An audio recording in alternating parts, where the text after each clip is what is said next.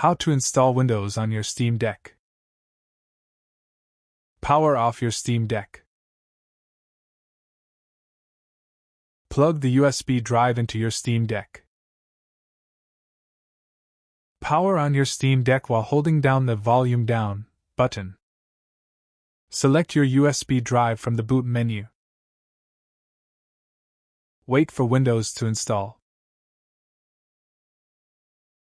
Click Install Now. Select Custom and click Next.